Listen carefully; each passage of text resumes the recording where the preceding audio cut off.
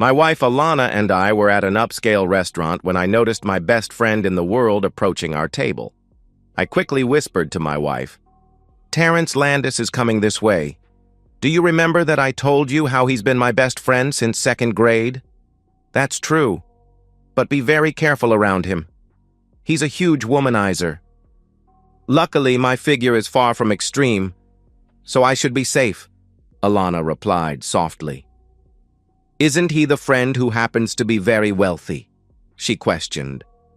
I nodded to my wife as I stood to shake Terrence's hand. He would have none of it. He wrapped his arms around me and gave me a hearty bear hug. It was a bit embarrassing in such a public setting. "Tim, it's damn good to see you again.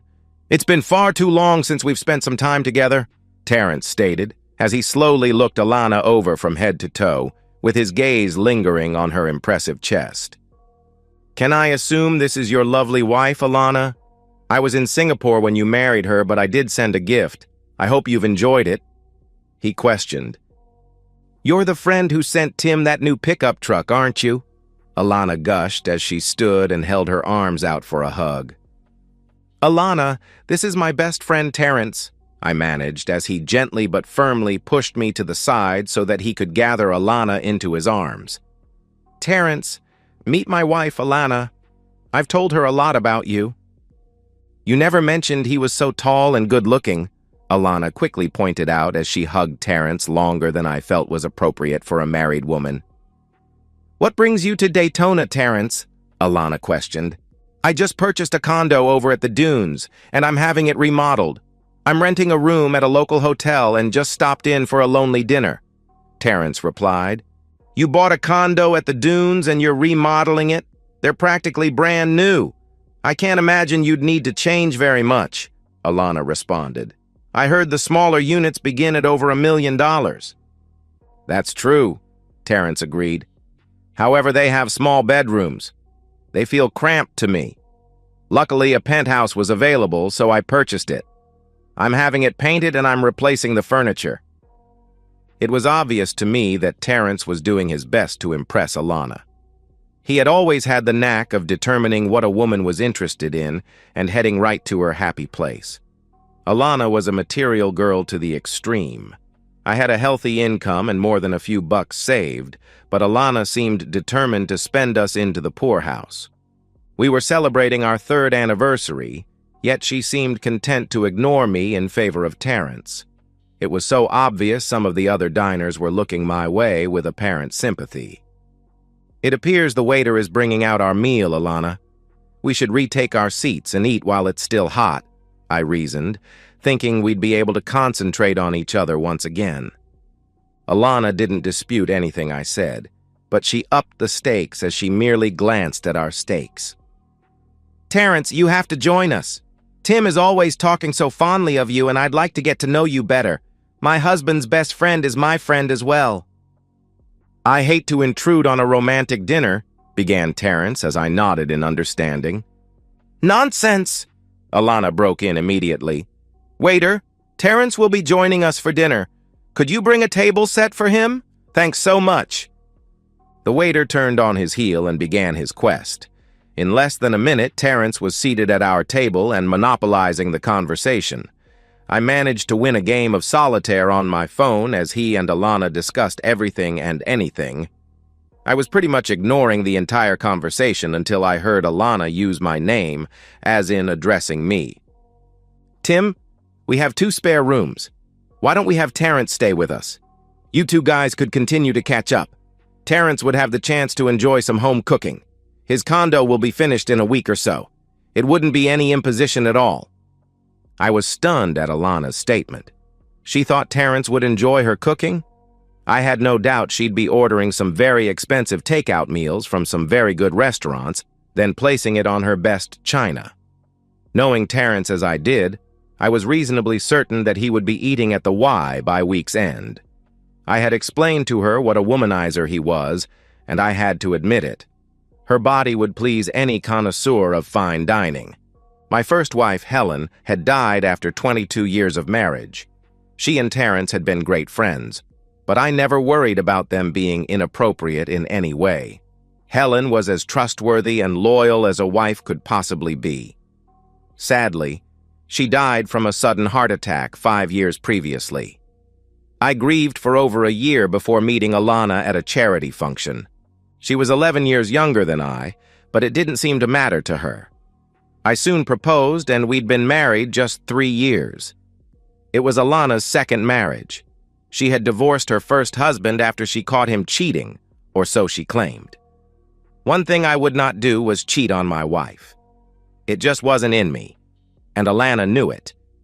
It didn't seem to require very much persuasion on Alana's part to convince Terrence to stay with us, unless you consider the considerable cleavage she displayed as she leaned toward him to catch his every word as persuasion. Her chest appeared to have a will of their own as they swayed, jiggled, bounced, and enthusiastically struggled to escape their confines. Terrence stared, transfixed in obvious appreciation. Naturally, Terrence didn't have to get up early in the morning to go to work. That is a curse reserved for those of us who don't have millions of dollars in the bank and more pouring in every day. Alana hadn't had a job since she had divorced her first husband. Apparently, she had done quite well in her divorce. She had me sign a prenuptial agreement stating I would never have any claim on her money regardless of how long we remained married. I was okay with it since I had a steady income stream from my investments as well as a very good job. When I came home Monday evening, Alana and Terrence seemed even more friendly than they had been at the restaurant the previous evening. Dinner was ready, and it was exceptionally good. I checked the trash can. As I had expected, I found containers from a local restaurant. Terrence and Alana were so wrapped up in their own little world that they never noticed when I left the living room in a bit of a huff and stomped up the stairs and went to bed. I failed at embarrassing myself, as they paid me no attention. I was quite surprised when I came home Wednesday evening and found Alana seemingly waiting for me. She was sitting on the expensive couch she just had to have. Next to her, far too close in my opinion, especially for a male friend she had recently met, sat Terrence. "Tim, we need to talk," was Alana's opening salvo. I was once again caught by surprise. It was only Wednesday. How in hell could Terrence have worked his magic that quickly? I knew he was good at everything he set his mind to, but this was impressive as hell. It was going to cost me more than a few bucks. I was sure of that. "Terrence and I have discovered that we're soulmates," Alana explained. "We didn't mean for it to happen, but it did. We both feel terrible about it, but there's no denying the incredibly strong attraction we feel for each other. Tim, I'm going to divorce you. As soon as it becomes final, I'll marry Terrence. Please don't try to talk me out of it. I'll be damned if I'll give up my house and half my life savings just because you couldn't keep your legs closed and this jerk couldn't keep his zip closed. I'll fight you every step of the way," I declared with more conviction than I felt. "That's so typical of an insecure little man," Alana declared with disdain. "I didn't marry you for money, and I don't want any when we divorce. Terrence and I both believe the divorce will go through much quicker if I just walk away with the money I brought into the marriage. What do you think, Tim?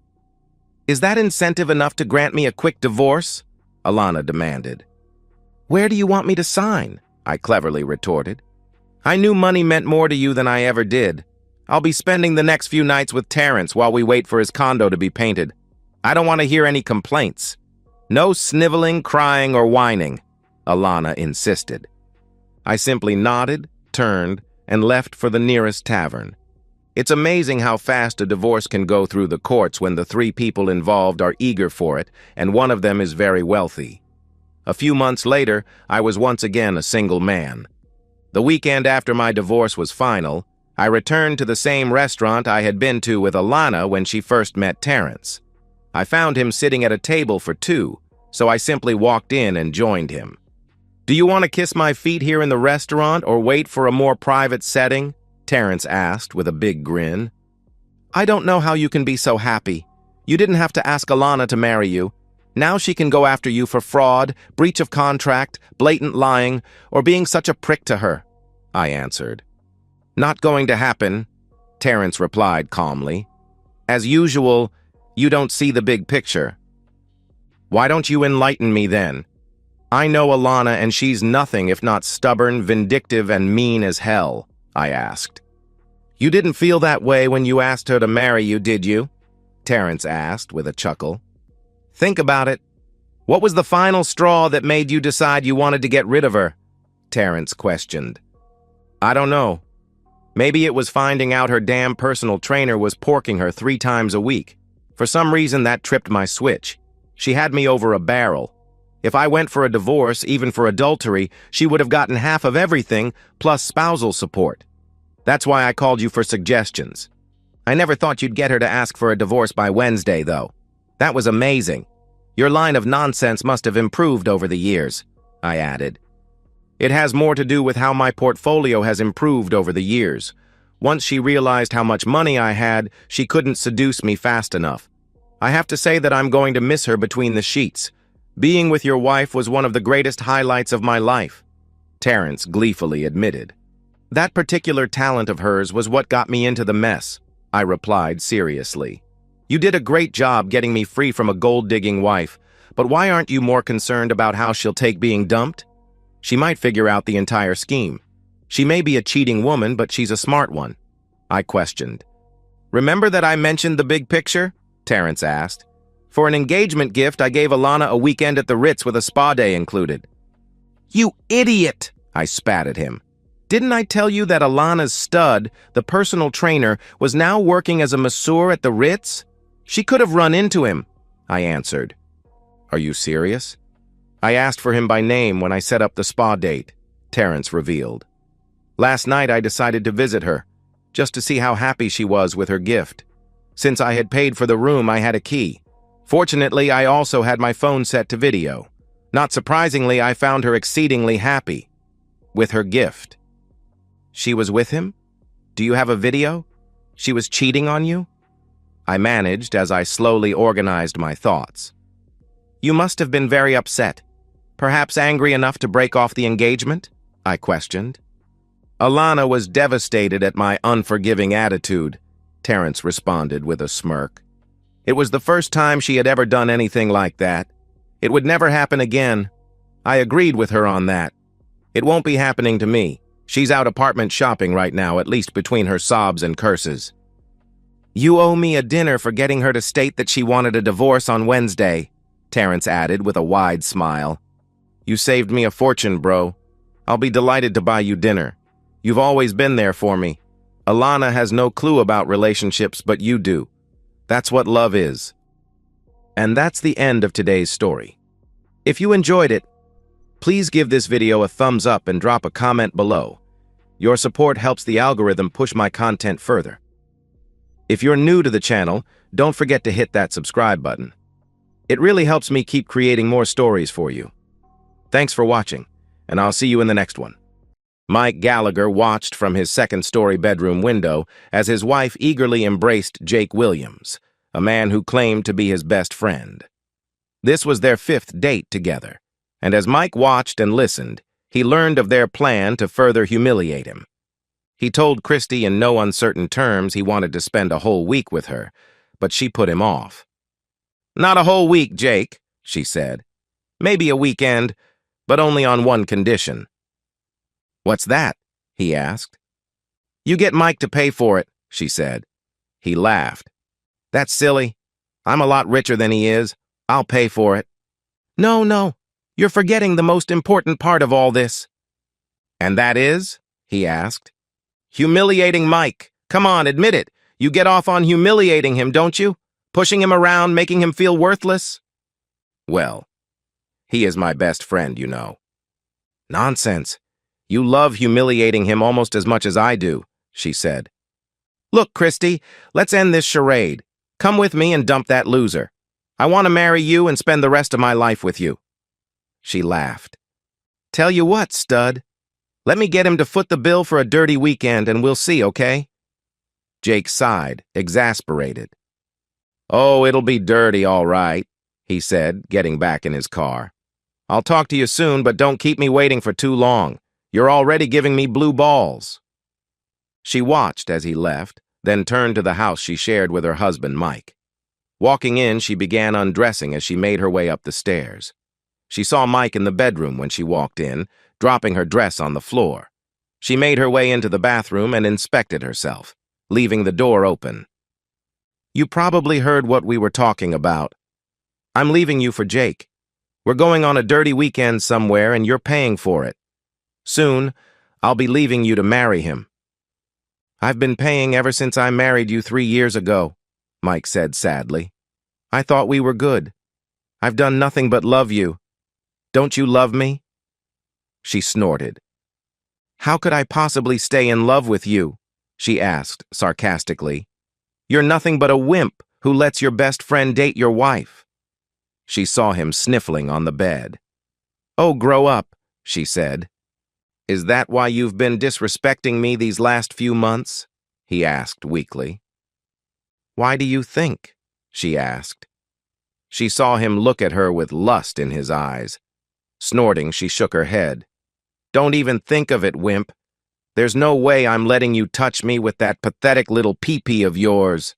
I'm calling a real man to come over. You can sit in the chair and watch if you want. Maybe take notes. Maybe I'll let you if you promise to be good." "Damn you, cheating woman," Mike said, getting off the bed. She watched as he went down the stairs. She followed him down and saw him reach for the door. "Where are you going? Off to pout somewhere? Maybe cry on your mama's shoulder like a baby?" she asked sarcastically. He looked at her with sadness in his eyes. He had taken all he could from her and swore he would take no more. "Goodbye, Christy," he said, slamming the door. She heard his car door open and then slam shut. A few seconds later, she watched as he drove off. Where was he going, she wondered. She shrugged her shoulders. Forget him, she thought. Good riddance to bad trash. She grabbed her phone and dialed a number. "Hey, lover," she cooed. "Wimpy is gone, so why don't you come over?" 3 days later, Michael pulled into the driveway. Opening the garage door from inside his car, he pulled in and closed the big door. He grabbed his briefcase and strode purposefully into the house. Christy was sitting at the kitchen table drinking a cup of coffee. He said nothing to her as he went into his home office. Curious, Christy went to his office door and tried to enter. The door was locked. Odd, she thought. He never locked this door. She knocked on the heavy wooden door and turned the knob when she heard the lock disengage. Opening the door, she saw him at his desk, looking at a map of something on his computer.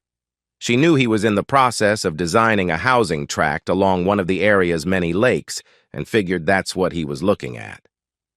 "What do you want?" he asked curtly. For a moment, she was taken aback.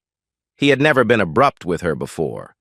But then again, she realized she had been rather disrespectful of him recently. "I was concerned. You left 3 days ago and I never heard from you. I tried calling your cell, but you never answered." "I'm sure you were," he said sarcastically. Christy stopped for a moment. Was this really her Mike? He looked like Mike, sounded like Mike, but there was something slightly different about him. Maybe she had pushed him too far. She tried reaching out to him, but he managed to avoid her advance. "Don't you want to give your wife a kiss? It's been 3 days since I last saw you." He looked at her for a moment as though she was an insect being examined under a microscope. He shook his head. "No," he said, turning back to his computer. "Please close the door on your way out." Christy was really confused by now. Her husband never refused her advances and always kissed her whenever he could. This man was cold. She closed the door to his office and went to the master bedroom to grab her phone. She dialed a number, and a man answered on the first ring. "Jake, he's back," Christy said. "But something's wrong. It's like he's a different person. He wouldn't even kiss me when he came in the house." "Don't worry about it, sweetie," Jake said. "He's probably just realized that you're leaving him and there's nothing he can do to stop it. I'll be over tonight and we'll get it all taken care of. Just let me talk to him for a few minutes." "Okay. You'd better be right." Michael heard her half of the conversation and smiled, turning back to his computer. That night, Jake pulled into the driveway. Christy opened the door and let him in, giving him a sloppy kiss as he entered. "Where is he?" Jake asked. She pointed to the office door. "He's been in there all day," she said. "Let me have a few words with him alone," Jake said as he walked to the office door. He knocked on the door after finding it locked. "Mike, it's me, Jake, your friend. Can we talk for a few minutes?" The door lock disengaged and Jake entered. "Close the door behind you," Michael said as Jake entered. "Sit," he commanded, pointing to an empty chair. Jake sat down as Michael poured himself a drink. "Aren't you going to offer your friend a drink?" Jake asked. Michael looked at him for a moment. "Friend? Are you really my friend?" Michael asked. Jake looked confused. Christy was right. This was not the weak beta male he was used to dealing with. "Of course, I'm your best friend, remember?" Michael chuckled. "Best friend? Tell me, what kind of a friend steals his friend's wife?" "Mike, I'm sorry," Jake began before Michael cut him off. "You want Christy, right?" Michael asked. Jake nodded his head. "How much is she worth to you?" "I don't know what you mean, Mike," Jake said. "Don't play dumb with me, Jake. You're a savvy businessman. You know there's always a price to be paid in any negotiation." "How much?" "I don't know." "What do you have in mind?" Jake asked. "I really like that new Bentley of yours. How much did you pay for that thing?" "I paid over $500,000 for it," Jake said. "I take it that it's paid for, right?" Michael asked. "Of course," Jake replied. "That would be a good start," Michael said. "What? You want me to hand over my Bentley in exchange for Christy?" Michael smiled. "Along with 25% of your net worth," Michael said. Jake's eyes widened. "That's over $50 million. You can't be serious." "It's exactly 52, 450, 389 according to my research. And I am serious. Very serious." "You want my car and 25% of my net worth in exchange for Christy?" Jake asked. Christy was right. This wasn't the man he was used to pushing around. "Why should I even consider it? I already have your wife." Michael pulled up a document on his computer and printed it out. He handed it to Jake. "Yes, but what do you think will happen once your board of directors and your shareholders get this? Think you'll still be rich and powerful once this hits the media?" "I doubt it," Michael said. "This is blackmail," Jake said, reading the letter that detailed everything he and Christy had done to Mike. "Perhaps. My offer is good until noon tomorrow. After 12, it goes up to 50% plus controlling shares of your company. You want Christy? That's my price." "That's highway robbery. You'll never get away with it," Jake wailed. "Maybe, maybe not," Michael said, sipping his drink. "You want her, although God only knows why, and that's my price. I tell you what, you agree to my offer, without condition, and I'll make sure the two of you spend the rest of your lives together. Isn't that what you want?" "Well, yeah. I would love to spend the rest of my life with Christy," Jake said. Michael smiled. "Agree to this, and I'll even make the two of you a celebratory dinner. What do you say?" "I'll need some time to think it over," Jake said. Michael nodded his head. "I'll give you until noon tomorrow. Now please, close the door on your way out," he added, indicating the meeting was over. Jake got up, confused, and left the office. He watched through the curtains as Jake and Christy left. He smiled and made a few calls. Christy didn't get home until early in the morning. He could hear the two of them talking in the driveway. "Just think," Jake said. "In a couple of days, we'll be able to start our new lives, free of Mike. Come on, let me come inside and get a taste of this," he added, grabbing Christy's back. She smiled and pulled his hand away. "Soon enough. I can't wait to have Mike serve us like a waiter." She kissed him and watched as he drove off. She entered the house and saw a light in her husband's office. Was he in there all this time, she wondered? She tried the door, but it was locked. "Mike," she asked. "Go away," Michael said.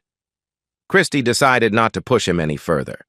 She was more than concerned about her husband's strange behavior and went on up to the master bedroom. The next day, Michael received a text from Jake. Deal. He replied with an offshore account number and instructions that he would be monitoring it to ensure the transaction was complete. Within a couple of hours, he verified the full amount had been transferred and instantly moved it out, splitting it up between several other accounts that only he had access to. He sent a text to Jake and Christy. Dinner tonight on me. Be here at 7 p.m. sharp. He headed out to get what he needed for the night's meal and was back in an hour working in the kitchen. He loved to cook, and there was something bittersweet about tonight's meal. Christy got home at about 6 that evening and went into the kitchen. She had never known her husband to cook, but he seemed to know his way around the kitchen. Whatever he was making, it smelled delicious. I didn't know you cooked, she said. He looked at her before replying. There's a lot about me you don't know. Maybe if you'd stayed home now and then you would have learned something. I did learn to fend for myself, though. Now go get ready. Your date will be here soon. She tried to kiss him on the cheek, but he moved his head to avoid her. She backed off and ran upstairs, a tear running down her face. What have I done? She asked herself.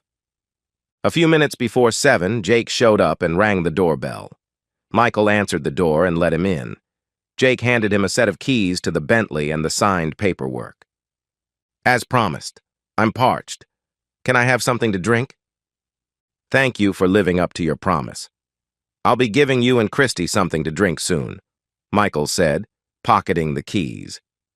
He was looking forward to driving the new Bentley. Soon, Christy came back downstairs, stunning in a short, backless dress that left nothing to the imagination. Michael noticed that she had taken off her rings. She walked to the dining room table as Michael pulled out a chair for her. She smiled at him as she sat down, but he didn't return the smile. Jake sat down as well, smiling like a Cheshire cat. You look lovely, my dear, he told her, kissing her hand. And I see you've taken off your rings. Good. She smiled as Michael brought 2 flutes of champagne and set them down. He went back to the kitchen and returned with a large dish. He removed the cover and they all took in the aroma of Michael's lasagna. That smells divine, Mike, Jake said. Perhaps you missed your true calling. Michael said nothing as he served 2 helpings, 1 on each plate. Christy looked at him. Aren't you going to join us? She asked. Michael shook his head. No. This is your dinner. Enjoy. He stood back and watched as the lovers toasted each other and sipped their champagne. He retreated to his office with a wry smile on his face. He glanced at his watch. Any time now, he thought. Sure enough, he heard 2 thumps. Looking into the dining room, he saw Christy and Jake slumped over. Good, he thought. They would be out for at least 6 hours. He changed clothes and got busy, stripping them both naked and tying their arms and legs around each other. Grabbing a wheeled cart from the garage, he took the 2 out, wrapping their unconscious bodies with heavy chains that had weights attached to them. He placed ball gags in their mouths in case they woke up before he reached his destination. It wasn't easy, but he managed to put both of them inside a large canvas bag he purchased just for this occasion. Using the cart and a portable engine lift, he placed them inside the Bentley's trunk, then closed and locked the lid. He got in the car and headed out. After reaching his destination a few hours later, he noticed movement from inside the bag and opened the top. 2 confused heads popped out of the bag and looked around at the darkness, scared. Michael approached them, taking a small taser with him. If you promise to remain quiet, I'll take the gags out and answer any questions you might have. But if you scream, I promise you won't like the results, he added, holding up the taser. They nodded their heads, so Michael pulled the gags out of their mouths. Where are we? Christy asked, terrified. Who are you? What's going on? Yeah, what the hell is going on? Asked scared Jake. According to my GPS, this is the exact location where your husband killed himself. Michael said. Killed himself? Christy asked. What are you talking about? Yes. He told me all about the way you had been treating him the last couple of years, cutting him off from intimacy, humiliating him. Oh, I'm sorry. I forgot my manners. You probably think I'm Mike. Actually, I'm his twin brother, Michael. We not only share DNA, but we happen to have the same first name and the same middle initial. I warned him about you, Christy, but he wouldn't listen. You know, I came this close to saying something when the preacher said, if anyone has a reason why these two should not wed, but I didn't, he added, holding up 2 fingers very close to each other. You were at the wedding? I don't recall seeing you, Christy said. I was wearing a disguise. You see, Christy, while Mike and I have a lot in common, we're actually quite different. He was an easygoing man who got along with everyone. Unlike me, confrontation just didn't suit him. He loved you with all of his heart and was willing to put up with practically anything to make you happy. On the other hand, I saw right through you from the beginning. I knew you were a conniving, cheating woman who would cheat on him the first chance you got. I hoped I was wrong for his sake, but unfortunately I was right. Mike never said anything about having a brother, Christy asked. No, that was at my insistence. You see, officially I don't exist. I'd tell you why, but then I'd have to kill you. He laughed. Oh, wait. I know it's dark, so you probably don't recognize your surroundings, Michael added, after he finished laughing at his own joke. We're in the deepest part of Bottomless Lake, the same place where Mike ended it all just a few days ago. You see, he couldn't take what you had done to him anymore, and he took the easy way out. I tried to stop him, but he was inconsolable. Tears were running down Christy's face. He killed himself? She asked. I never wanted him dead. Michael snorted. Nonsense, cheating woman. You yourself said you didn't love him. You may as well have put a gun to his head and pulled the trigger. Michael looked at Jake. And you, jerk. You pretended to be his best friend. You never answered my question. What kind of a friend steals his friend's wife? The truth is, you never were his friend. You used him to get what you wanted. You enjoyed pushing him around, humiliating him at every chance. But you promised me we'd spend the rest of our lives together, Jake said. You lied to me. You cheated me. Michael laughed.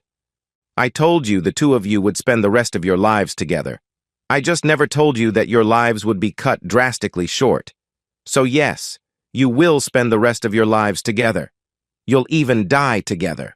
Rather fitting, since the two of you conspired against my brother.